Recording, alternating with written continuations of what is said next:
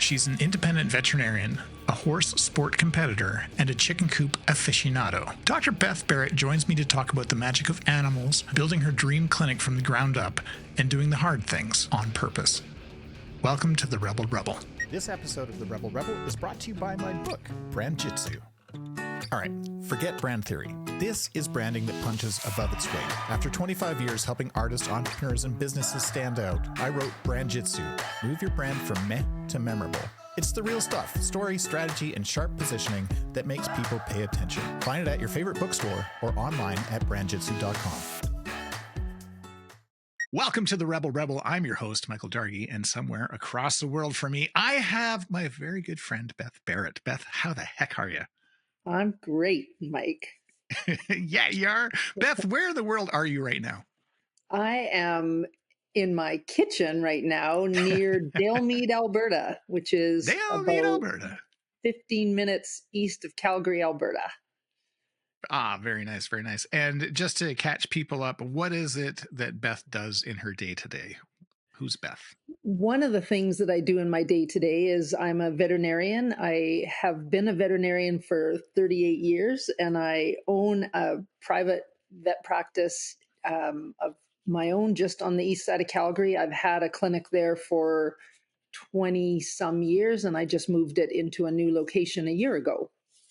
Yeah, what a location it is, too. Oh my goodness. It's a good spot. It is. It's not only a good spot, but it's gorgeous, and it's like nothing I've ever seen before at a vet clinic. Yeah, it was a horse farm that I had driven by for years and always thought that should be a vet clinic. And then I started working on how that was going to happen, and it took a long time and a lot of obstacle climbing, but we turned it into a clinic that I'm really proud of and really happy to be working in and have a great team in there. Yeah. Yeah, you do. Oh my goodness. Well, can we go back in time? I mean, that's a long time to be doing one thing. Did you always want to be a vet? Like when you're a little girl growing up, where you're just like, I'm going to be a vet when I grow up, or where you're like, I want to be an astronaut? I was going to be a vet right from when I was a little kid. Yeah, my mom and dad used to tease me that I would see a $20 bill and say, "Can we move to the country and get animals?" And yeah, and then when we did, when I was 8 years old, we moved to an acreage outside of Calgary, and I started accumulating animals. I was the happiest kid ever, and I knew I was going to be a vet. That was the plan.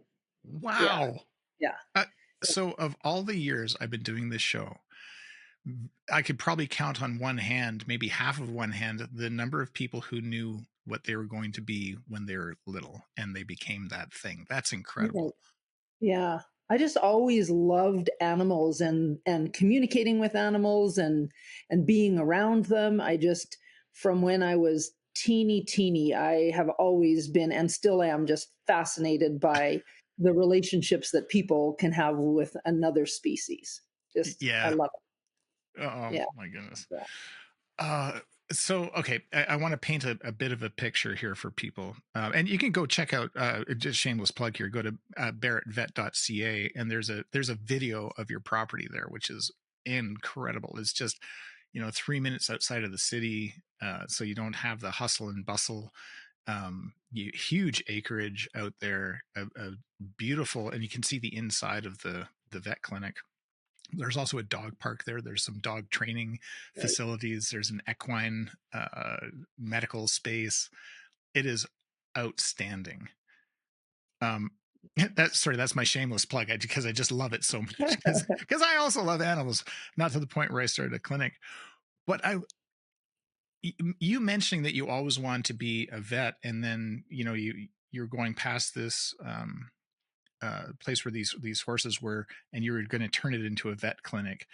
And I mean, manifestation is a weird word, but I think that, when you put your mind to something and you work towards that goal, it can be accomplished. You just have to see the steps in front of you. Would you agree with that? 100%. Like I have a sign in my bathroom actually that says, "Create the things you wish existed."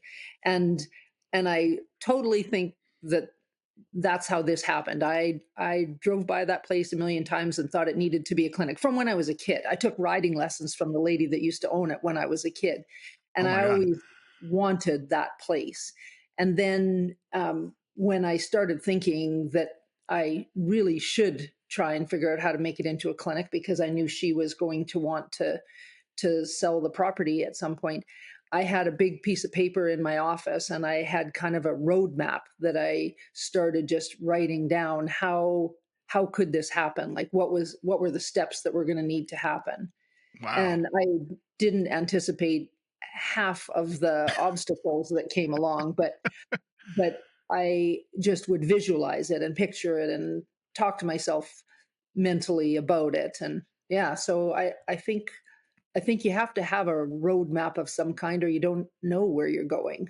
Yeah. Oh, that's cool. That's really inspiring. I think many people is, and I want to say today's day and age, we everything is so immediate. We just want things now. I think it's really interesting to choose not an impossible dream, but a dream and work towards it, and just continue to tackle those things. Because at any point you could have quit, and then you never would have had it. Right. Or looked at other options. Like, and I Mm, do think that that's important if you're trying to figure out what you want to do. You have to, what are the different ways that this could look? And so I did look at things like doing a strip mall clinic, mm, that like there are lots of, and went and I actually looked into space in Langdon, which is another little hamlet near us, yeah, and I just knew it didn't feel like that was where I needed to be, but I had to look at what the options were, staying where I was or doing something more typical mm, of what other practices might be, or finding something that sat better with me, and this sat better with me. yeah. Well, you'd be hard pressed to have a chicken coop with those beautiful Yeah. chickens in a strip mall. Exactly. I wanted it to be a place that was kind of interesting. I think interesting is important to me, and so having having a chicken coop because one of my staff likes chickens and wanted to have eggs, and I just said if you're going to have chickens, they have to be interesting looking chickens, and they have to have the nicest chicken coop around, and so I had that made, Yeah. and now we have chickens. I don't even eat eggs, but we have chickens, and they lay eggs, and she has them available through the clinic, and I think it's a hoot. Oh, Yeah, instead of mince at the front, you have an egg. there you go. A dozen uh, eggs. Yeah. No. do you okay? Um, Private practice versus corporate. I've seen a lot of sort of corporate. Actually, even uh, my partner's sister, she was part of a private clinic that got bought up by one of these big ones, like I went with VCA or something like that. Right. Um, do you have thoughts on that you want to share? Like you're fiercely, Independent? yeah, Yeah. Yeah, I mean, I think that's a part of it.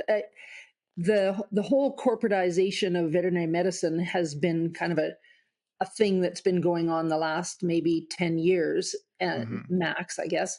And and I can see the advantages of it in some ways because it's yeah, been an exit strategy for veterinarians, and there's some merit in that, yeah, because it's sometimes difficult to find younger vets that want to then take over the older vets practice, and that's a legitimate concern, sure, and owning a business is not for the faint of heart, and there's struggles with that for sure. yeah, And it also provides a way that you can have experts and that sort of thing that maybe private practices can't, or not as easily. There are some really good private practices that are accumulating specialists, and that's fantastic. But yeah, it does make it so that veterinarians are more of an employee, and there's potential for having be dictated to a little bit about how you're going to sure, practice. Those are the concerns that I hear and see. And yeah, I believe in general it has increased prices that clients end up paying, and we get complaints about that because there's less flexibility. And hmm I guess I think for me, it would have been a hard way to go because again, I am pretty independent and I like to call the shots about how I practice and what I Yeah. do. And that can be a concern. Again, I think there's two things can be true at the same time. It may have raised the bar on veterinary medicine in some ways because you can't be doing shoddy practice if there's Yeah. better practices around. Sure.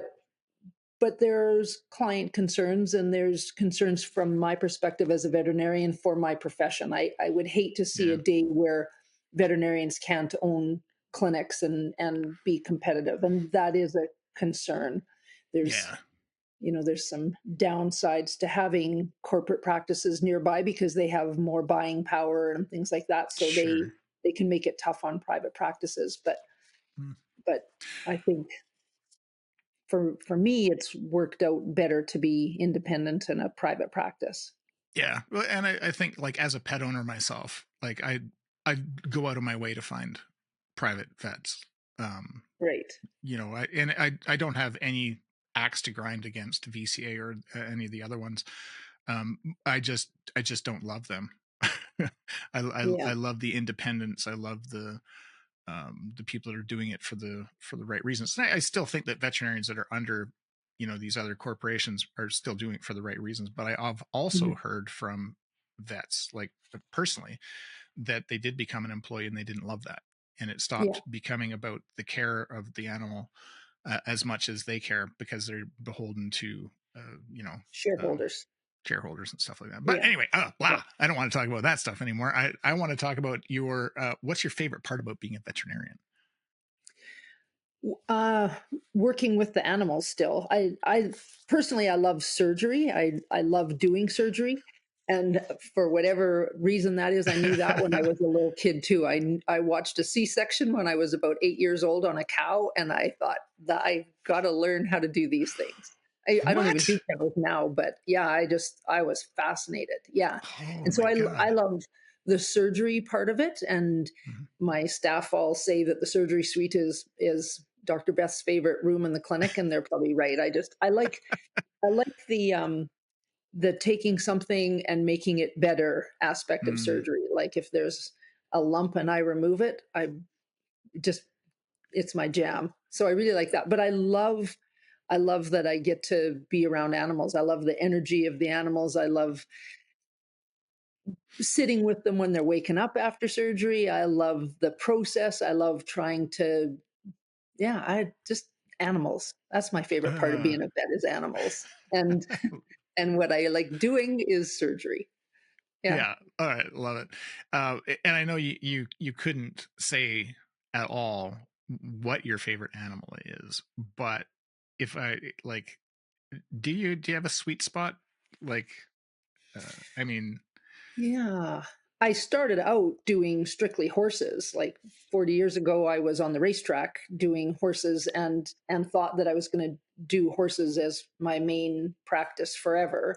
But I wow. could, yeah, and I will always have horses. I ride, compete with my horses, and I still do some equine practice. But from a vet med perspective, I love what I can do with dogs and cats more just because I can do more different procedures and surgeries that I like to do and that suit Mm, me and my practice on dogs and yeah. cats.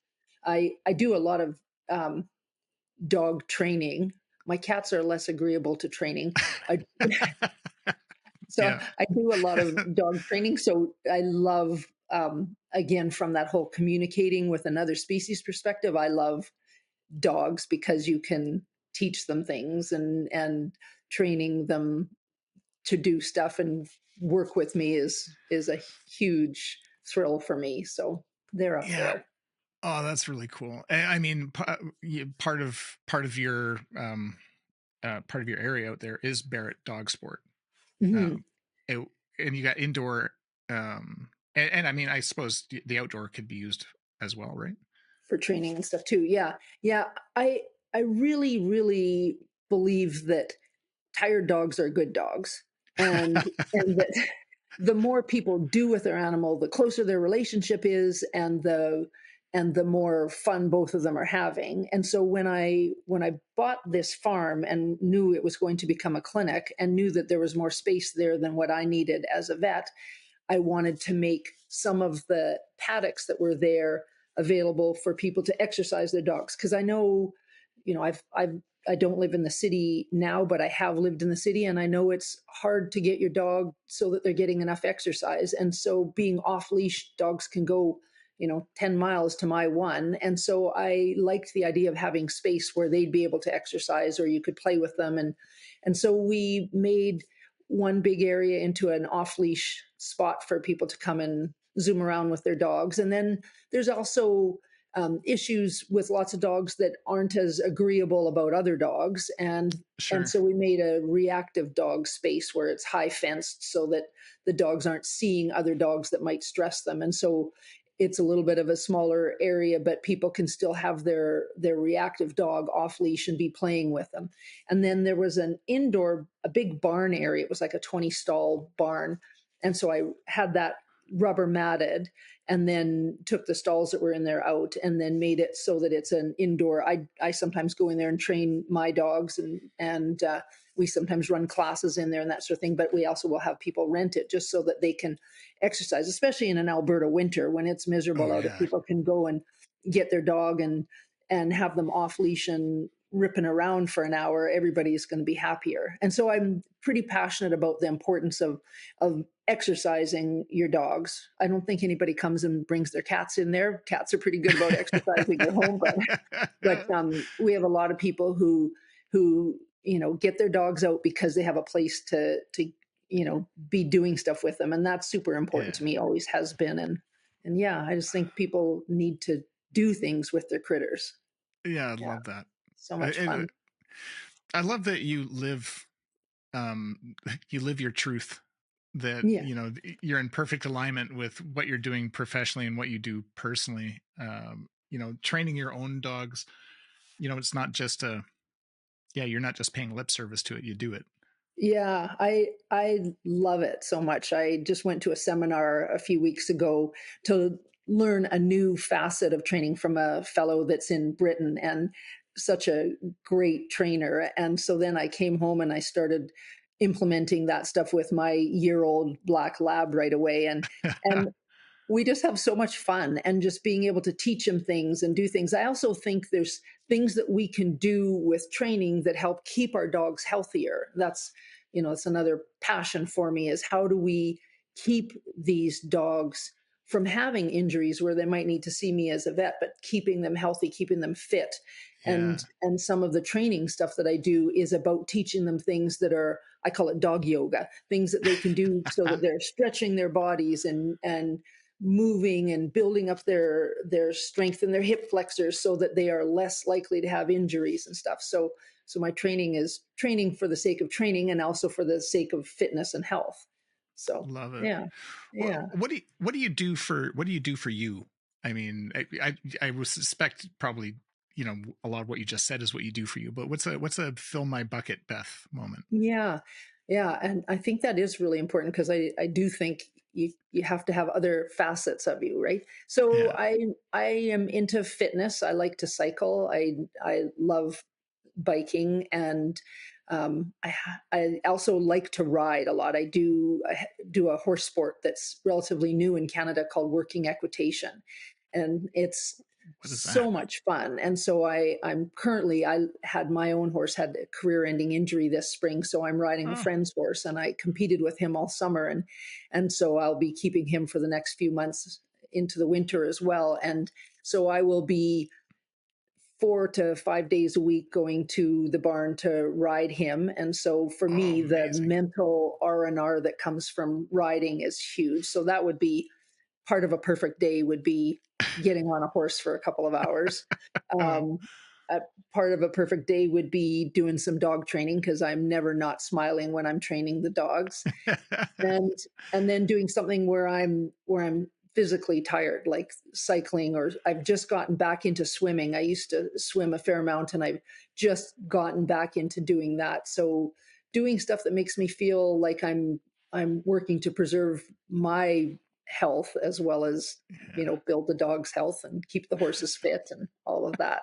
Yeah. So I don't do any of the things that I probably, should spend more time on, like, I don't cook fancy meals for myself. I tend to eat cheese and crackers by the fridge and then go to the barn. And I'm the happiest once I'm at the barn or with the dogs, probably. I like to read too. I Yeah. do some What's on your bookshelf? Is it? um stoic stuff. I don't know if you know of the Daily Stoic or Marcus Aurelius, who is like Oh a wow. emperor from way 2000 years ago. Yeah. So Stoic philosophy, that's something that I read and really like. It's all very grounded, sort of principle based, courage, Hmm. wisdom, justice, truth, things like that, things that matter. Love it. um, I just let myself read a Jodi Picoult fiction novel when I was away on a trip recently, and I said I need to read more novels again. I I think of them like a treat. I have this tendency to make myself read things because I should, like I Yeah. got used to in vet school, but I need to allow myself some novels. So that was a real treat. I devoured it in a couple of days, so I probably Oh, I need love more of that. it. Yeah, yeah. So No, I good. like reading. What's your? I always ask what's your favorite, but I mean, on your top 5 list, what's one of your favorite places to visit in the world? Um, hmm. This sounds sort of cliche, but because I like the biking so much and I like the health aspect of it, I love going to the area just north of Phoenix and cycling, like around Cave Creek. There's a huge national preserve there called the Tonto Preserve, and there are Okay. thousands of miles of trails through this sand and cactus. And I have a couple friends that we got into cycling in there a number of years ago, and so we have mountain bikes, and we will or rent bikes, and there's just you can go out there for 2 hours, and your heart is pounding, you're breathing, there's adrenaline because you're trying to stay out of the cactus because that's never good. So that's one of the places that I find a lot of peace. We do a lot of hiking there and a lot of biking. So I feel like it's always good for my mental health when I'm doing things like that and my physical health. Yeah. So there is something about that area that I really like from a health perspective. But if I wasn't doing that, I want to be near trees, so in the mountains somewhere. Yeah, I love our mountains near us. Yeah. We're so lucky. I've been lucky enough with some of the work that I did over the years to be in some kind of wild and wonderful places. Like I worked quite a bit in China and Tobago and the Bahamas and Mexico, Wow. and so I've enjoyed all of those as well, and they all make me appreciate where I live. We're so lucky to be here where we are. Yeah, Yeah, absolutely. Um, w- wait, do you have a guilty pleasure? chocolate. Okay, is it just any chocolate, or is there specific like? Mhm. No, well, I do love a Toblerone chocolate bar at Christmas. Yeah, Yeah. that would be the but I'm not that rigorous really. Like I will buy whatever's. Chocolate agnostic. Yeah, yeah. I Is it uh, chocolate? Yeah. I do love chocolate. And I also love dried mango. That's another one. I share it with my black lab because he's decided he loves it too. He's a lab, so he likes anything, but he has a particular affinity for dried mango, and my golden doesn't get it at all. He doesn't understand that. But Zip and I think that the dried mango is like right up there. That with chocolate is just so perfect. No chocolate for Zip though. No, he not very much. No. Not very much.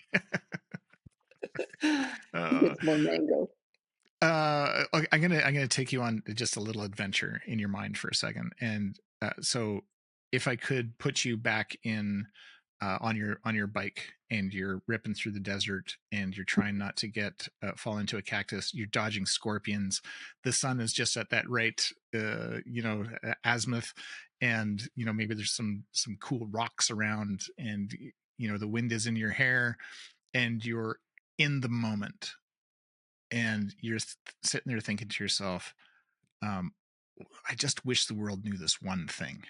What is the one thing that you wish the world knew? Uh, that things are going to go faster than you wish they would, and you should get outside and do what you can so that you keep your mind and body healthy as long as you can. Love Like it. time flies, Yeah. and it gets harder to do that stuff, but I wish the world knew how important being outside and breathing hard is. Is that kind of You, trait? well, you mentioned earlier that a happy dog is a tired dog, and Yeah, I wonder if we aren't the same way. Like, totally. The mental benefits for me of getting out and the exhilaration that I get when we do something like that, like going out and biking for 2 hours and like the breathing hard and stuff. There is such a rush from that. It's, yeah. yeah, yeah. uh, So a tired Beth is a happy Beth. Amazing. Okay, I don't want to call it a bucket list item, but what's one thing that you haven't done yet that you intend on doing, or you just know you have to do before you shuffle off this mortal coil? Hmm. Um, well, I really want to go to Portugal. I was supposed to go to Portugal last month and it didn't end up working out. I have a draw to go there because the breed of horse that I'm riding is from Portugal, and the sport that I like to do with my Um, horses is from Portugal. And I feel this urge to go immerse myself in some of that culture, and taste their food and drink their port, yeah, and Mecca. bike there, and yeah. So that's, I mean, there's probably lots of other places on my list to see as well, but that kind of stuff is super important. Oh, Yeah, love it. yeah, Huh. yeah. Um, do you have a favorite season? mm, Autumn. Yeah, I Okay. love the fall. Yeah, when the air's kind of crisp but it's still got a little bit of heat during the day, and you can be Yeah. outside still doing things, and you better enjoy it, because if you live in Alberta, it's not going to stay that way. Yeah, yeah, Have you I ever love. gone to see the larches? Oh, in Ontario? No, Or here. Yeah, um up in the foothills, Larch Valley, when the larches turn color. well, I guess I have been and seen some of them, but I don't know if there's a specific spot that I have gone to that Okay. maybe I should. Yeah. Yeah, there is a spot in a certain time of year. The problem is that it's getting very busy on the trails up there that time of Right, year because everybody comes right, up to see the changing of the larch. right. Um, Yeah, huh. yeah. I think autumn sort of really makes you think about, seasons passing. That's a big theme at this stage of my life too, is seasons Sure. are passing. You better enjoy all of the time you can. So looking at the leaves change, or Yeah. knowing that the air is crispy and the nights are going to get cold, makes me think about stuff like that. Enjoying Yeah. what you and what you're doing. I Yeah. love it. What's the scariest thing you've ever done? The scariest thing I've ever done is actually start riding again after I had a really serious riding accident in Oh, 2018, and I couldn't ride for a year, and everybody said, "Oh, I guess you're done with horseback riding," and I thought hard about it, and I realized that if I didn't ride again, I was not going to look at myself the same way in the mirror. And so I decided I was going to ride again and ride the same horse. And so the first time I did it, a friend was leading the horse for me because I was like a little like oh hunched yeah, up over him. I was terrified because I had not been able to get on a horse for a year. And so then I just said, I've done a lot of other things that were hard. I am not going to get beat by this one. And I just said, I have to get more information and learn how to be the best I can at this. And I just started pushing myself.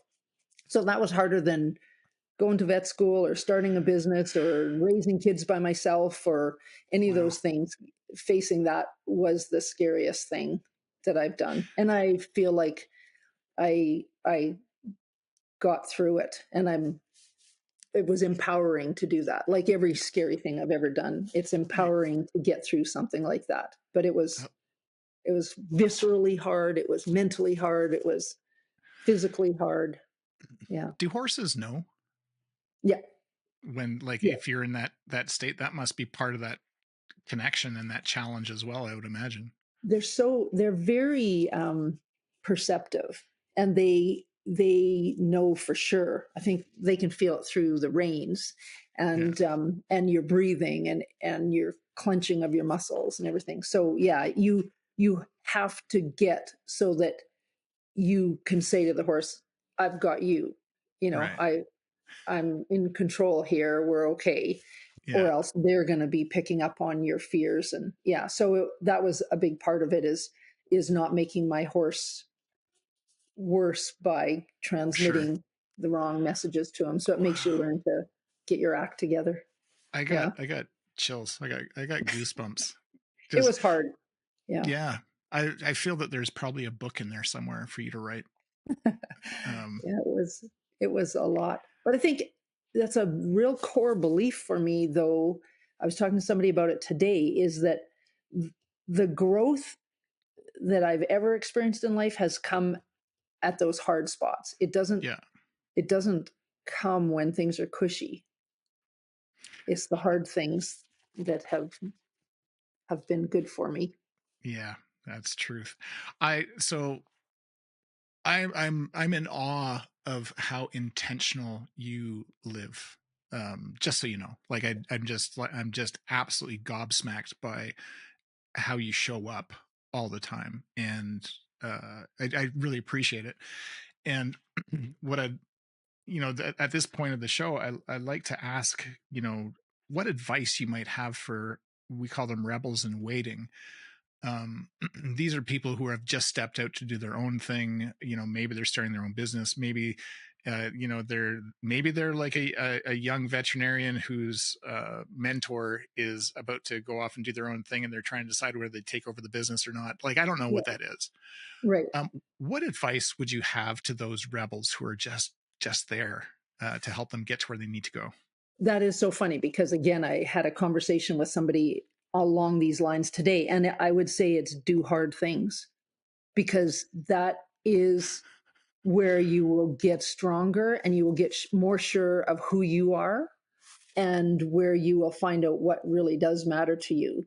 And like it's funny when my son got married, that and I did the speech to them at the wedding. That was one of the things I told them, because I just believe so strongly that doing hard things is what will make you extraordinary and make you learn what you're capable of. Because if you take the easy route, it will be easier. But Sure. the growth the growth is in the hard times. The growth is in figuring out that you're going to raise your kids by yourself, or you're going to start a business and run it in a different way, or you're going Mm, to ride through the slippery spots in the desert or whatever. It's you always are empowered by those things. So I would say find a way to do hard things regularly. love that. It reminds me of a book called "The Obstacle Is the Path." Yeah. Yeah. Uh, oh, Yeah. Beth, I Yeah, love by that. is that Every Ryan Holiday? I think so. Yeah, he's a Stoic. He's part of that Stoic philosophy. Yeah, Okay, I yeah, love it. yeah, Isn't it? Oh, such a yeah, small universe we live in. yeah. Of all the people I've talked to, you are the very first to say do hard things. I Hmm. love that. Thank you for that. Yeah, yeah, I believe in it for sure. Yeah. Yeah. Where can people find out more about you, Beth? Um, barrettvet.ca is the vet clinic. Yeah. And, or come into the clinic and meet me there. I'm not there Yeah. every day, but I'm there most days. Awesome. Make an appointment first, please. Yeah, well, or just say you want to see the clinic. Yeah. Yeah, I mean, I don't have a lot of social media presence. I try and I probably keep a low profile overall. Maybe I should Yeah. do more of that. But yeah, I or at think a horse you do show. it. Ah, Yeah, there you go. yeah, at a working equitation show, I'll be Uh, there. uh, okay, just real quick. What is working equitation? Well, it's a horse Sounds sport like that math. no, it's based on the it's based on what they did with the horses on the ranches working in Portugal and Spain. That's where the sport came from. And Okay. so there's a strong foundation of riding discipline, so dressage, which is one of the most um, deeply horse and rider communication focused sport. So it's about your riding skill and your horse's skill. So the Yeah. first day is a dressage pattern, and then the second day you're doing obstacles, which are basically um, things that you might have encountered or a variation of what you might have encountered working on the ranch. But Okay. there you can tell how somebody's going to do on the obstacles if you've watched their dressage, because you have to have good riding to do the obstacles well. So Wow. it makes it more real, makes the dressage part more real because you're doing obstacles. And then the third day is a speed round, which is super fun because you're doing the obstacles, but it's you've got to have some grit and some go to do well at that because it's speed. So I like all three. I like the Wow. discipline and the control and the precision of the dressage. And I love the creativity of the obstacles because you have to find the most smooth and efficient way through the course. And I love efficiency. And then the third day is speed. And I love the giver go for it. So it's the perfect horse sport for me. Yeah, Oh I my I God. just started doing it and did some clinics learning about it, and then this was my first season competing, and I just love it. It's so much fun. Oh I my hadn't been in a horse show in 45 years, so it was God. super fun. Yeah, no, it's Do great. hard things. Oh, Do Beth, hard this has things. been so much fun. Thank you so much for being on the show. You are amazing. Oh well, I it's been a gift to get to know you and to get exposed to your great attitude about things. It makes me I love our conversations, makes me think about things like this. Always fun to have good conversations with like-minded people. Hell yeah. Thanks so Hell much yeah. for listening to this episode. Hey, if you're an artist, scientist, entrepreneur, or business owner who wants a smooth and proven method to find, shape, and share your story with the world, head on over to brandjitsu.com and order a copy of my book, Brand Jitsu, Move Your Brand from Meh to Memorable. I've been your host, Michael Dargie, and this has been the Rebel Podcast. It's a podcast for creative rebels and entrepreneurs all over the world. And hey, if you're a rebel or you know a rebel, head on over to the rebelrebelpodcast.com and fill out the guest request form. Thanks so much for listening. Until next time.